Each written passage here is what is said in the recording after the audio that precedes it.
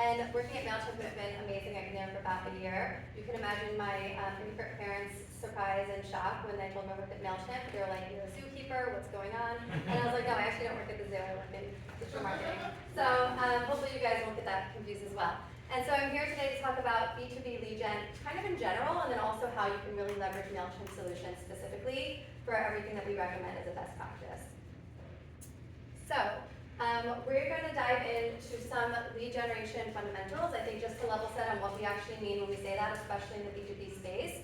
And then we're going to go into the art of lead gen, which I love because I'm an artist. I'm not.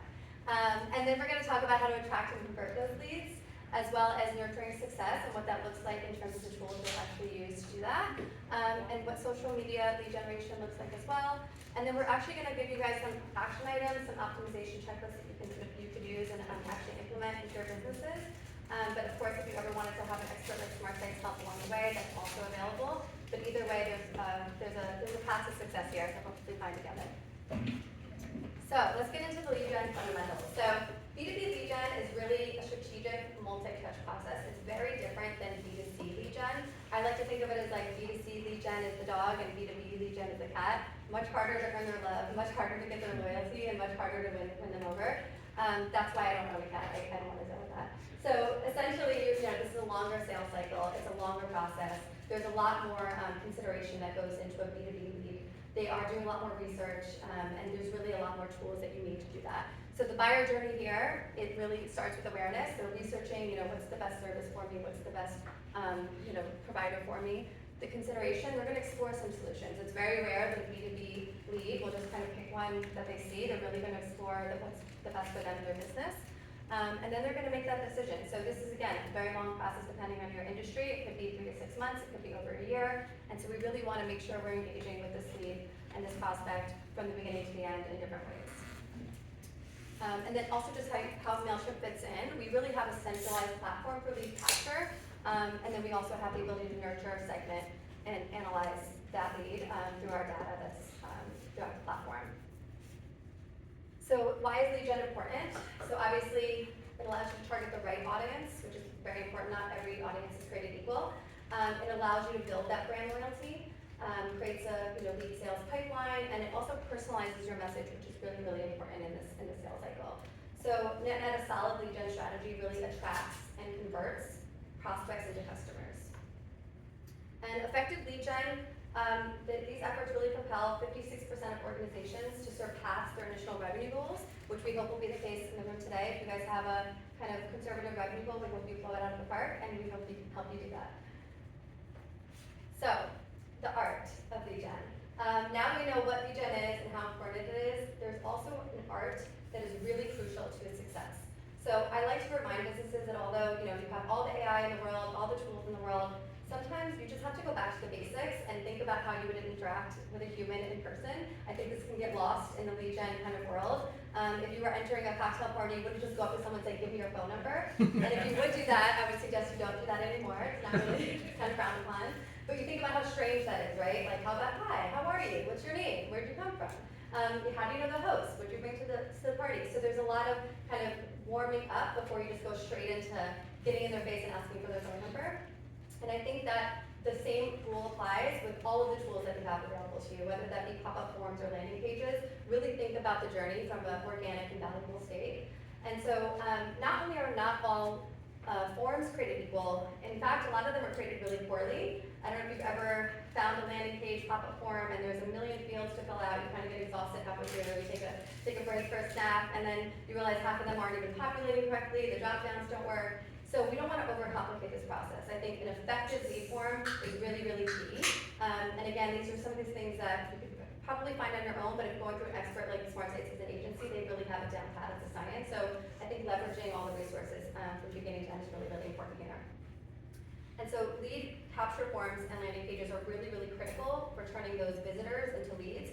And you could obviously use Mailchimp throughout for all these processes. So some of the best practices that we recommend is to really limit the number of fields to reduce that friction. We don't want to ask them for the whole life story. We just want to get the basic information and move on. And use a compelling call to action. We want to make sure that it's something that feels valuable to them. it feels like worth my time to put my phone number in and my real phone number, not my burner phone number. What's really going to make me excited to have this interaction and to have this communication with this business. And of course, you want to ensure mobile optimization. Everyone's on their phones. If the lead form doesn't work on the mobile, there's really no point in even having it. It's almost better just to email them. And to provide incentives. If you download this or if you fill out this form, you will get X. And we'll get into gated content and the best practices there as well. So in summary, the landing page really should be direct and to the point. And then also we want to make sure that you can use all of the Mailchimp solutions to help you. So we have form builders, we have an AI tool that scans the form and it'll call out like this, this field has not really been effective in the past 200 campaigns that were sent out, and it'll give you a suggestion of a better field. So Mailchimp's tools are really tailored to help with this process. And then this is an optimization checklist. So this is really making sure that you are doing everything you can to make sure those lead form and landing pages are effective. And so, you want to track the bounce rates, you want to identify dropout points, and just help to make your strategy a little bit smarter for the next time around. And also you can garner feedback, which we love to do that. You can also have a survey sent through Mailchimp as well, where you ask people about their experience and maybe you have an incentive attached to it, but people that are filling those out are generally giving you genuine feedback. So that's always a really helpful tool. And then let's get into the best practices. So this summarizes kind of everything I've just touched on, but grab the user's attention, keep it short, include quality call to actions, be strategic about the placement. You don't want to just hit them right in the face with the form the second they land on you. Make the fields really relevant and applicable, and use interactive elements or images. Include privacy policy information. This is one of those things that, the privacy laws around data are continuously evolving, and Mailchimp solutions are always built with data and privacy in mind. So you might have captured a phone number, but the data law says you can't really use it. So what's the point of that? So you want to make sure you're actually keeping all that in mind in the district that your business is based in. And you want to set up post-submit emails, like if somebody's submitted the form, what do you do next? That's going to get into the next part as well. And then you can also test the forms and see what the most effective form is to continue for the next phase. And so getting into how to attract and convert. So if I can deliver one message to B2B businesses, it's this. It's don't make the same mistake that so many companies make, which is inadvertently lowering your value. And so going back to this party example, if I'm entering the party and I'm just going around giving my phone number to everybody without even asking who they are, that lowers my value, right? Because why would you want my phone number if it's that easy to get?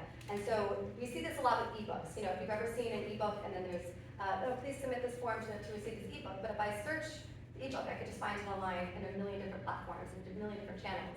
So there's no value there to me, right? So why am I going through and taking the time to engage with this business when I can find the same exact content for free on other platforms? And so you don't want to inadvertently lower your value. You want to strategically place the form and strategically place gated content specifically in a place that makes sense. And so the gated content strategy is just as important as getting the lead, because you want to make sure that the value is there. So going back to the example of the party, if I am giving out my phone number to everybody, that's really weird. But then also, if I am talking to someone and they ask me my name, and I say, oh no, you can't have that yet, that's equally as weird, right? So you don't need to gate every single piece of content. You need to make it actually balanced out. Because sometimes I think companies think that they're providing value by making everything gated, but if it's too complicated to even know who you are, what you're doing, and everything is gated, then that's not really valuable, that's just strange, right? So you don't want to do a gated content strategy that doesn't feel balanced. And so what that looks like, obviously thinking really specifically about the type of lead magnets, and lead magnets are essentially just the carrot you're dangling. What is it that we're trying to get them to submit the form to then find out? Is it a piece of content? Is it a piece of media? Is it something personalized for their business? And so you really want to be strategic about what the lead magnet is. Make sure it's actually valuable, and make sure that the person who is engaging with the form actually wants that piece of content. So some examples here are white papers, templates, reports, webinars. There's a lot of different case studies, technical resources, depending on your industry. Think about your ideal business and your ideal B2B lead and what would be valuable to them at this stage of their cycle, and make sure that the lead magnet matches that. We don't want you to be kind of willy-nilly with the lead magnets. We want them to be very strategic. And also, within the strategy, there's also an ability to use Mailchimp tools specifically to really help automate that delivery. So if someone in the journey has done X, then they receive Y. And so it really helps kind of have the flow really nice. And so measuring the performance and implementing the success, lead magnets can make or break a lead gen strategy. Not only is it really important to attract leads, but it's important to attract the right leads, right? So you want to make sure that the people that you're attracting with this lead magnet are qualified for your business in a B2B lead, in a lead capacity. So what that means is if I have a really, clickbaity title or a cliffhanger in the way I'm presenting it, and I'm filling out the form just to kind of curiosity kills the cat, kind of really understand what's at the end of it, and I'm just going through and I'm as a user, going through the gated content just because I'm curious of the way you kind of laid it out, or maybe I searched one thing and it led me here, but I'm not really qualified as a lead for your business at all. And so you don't want to, I think make it so easy for the wrong types of leads to find you, because then it actually is very costly to disqualify them later down the road. And so it really is about making sure the strategy has that lead magnet that really attracts the correct type of lead. And so it's really important that the lead magnet is strategic and optimized. And again, an agency like SmartSites can really help you with that, but really making sure you're educated on that before you implement is the key here. And then looking at automation, how many of you guys have used the lead gen tool that really did generate core leads, right? I think that's probably part of the circumstances that happen a lot with businesses. So we find that automation is most important for one aspect of lead gen, which is disqualification. As I mentioned earlier, sometimes it'll cost you a lot of money to continue on the sales cycle with a lead that doesn't have any qualification to be there. And so this will really help you disqualify, and disqualification is really just as valuable as qualification. And so using automation to nurture these leads, it's going to save you time, it's going to encourage the consistent engagement, it's going to move leads through the funnel and also disqualify those leads, which again is very important. And so an important note here is that it's really crucial that these automations are set up correctly. The worst case scenario is I'm going to a site and I'm engaging with the site, and then I receive 3 different emails talking about 3 different things immediately. That's going to discourage me, I'm going to feel spammed, and it's really going to help me go down the sales funnel with a different provider. So you want to make sure that the automations are used correctly and that they are valuable, and that they also have the ability to exit people out of the sales cycle appropriately. And so at Mailchimp, we do have automation flows, as you can see here. This really helps build that automated flow tailored to lead behavior. So anytime there's a behavior, that's going to trigger the next part of the lead cycle for them. And then also correctly formatted, optimized automation keeps your leads engaged. Oh my gosh, tongue twister here. Everyone say it with me. Correctly formatted and optimized automation keeps your leads engaged consistently. So what that means is, again, if this is a 3-month cycle, you want to make sure you're hitting the points where you're speaking to them in a way that's valuable and it's going to keep it consistent. So this is done through personalization and segmentation. The last thing I want to do is if I'm in the sales cycle for a business and they're sending me communication that really doesn't apply to me, that's going to kind of deter me from continuing to talk to them. So you want to use as much personalization as possible, and of course there's all the tools available to do that. And also you want to measure success. You want to make sure you're using your analytics and all the data you have to your advantage. So social media lead gen. This is a really, really tricky one because you might have 50,000 followers across your social platforms, but that doesn't mean you have 50,000 leads. And it's really, really difficult to convert those. And so we obviously have the tools through our integrations, and so anything from the Meta apps to TikTok to LinkedIn, if you integrate those really well, there's a strategy and a best practice of how to do that, but I'm not going to lie to you, it's difficult, and I think it's meant to be difficult because not everyone who just clicks follow kind of haphazardly is really meant to engage with your business, and we want to make sure they are quality leads. So there is always a struggle to translate those followers into leads, and sometimes it's okay if you don't translate all 50,000 into leads. Sometimes it's okay if you translate the most qualified ones only, and so that's really what we try to do with our lead gen tools and our integrations. So some action items you all can take from this is to really audit your current strategy. See where you can optimize, see where you can simplify, see where you can remember that you're talking to a human and not just a bot on the other side of the screen. Implement a lead magnet approach that is applicable to your business type and is really applicable to the leads that you want and the value and the high quality value you want. Set up Mailchimp automation workflows, which will obviously help automate every part of the process. Integrate social media tactics, and monitor and optimize campaigns with analytics. So some resources that I could send you guys to get in touch with me. There's a whole knowledge base on Mailchimp for lead gen best practices. And as I mentioned, like B2C lead gen and B2B lead gen are completely different animals, and so that's by design. We also have Mailchimp Academy, which will actually give you certifications in lead gen, and you can actually take the course. They're all free to take, and it's just a really nice way to kind of familiarize yourself with the best practices.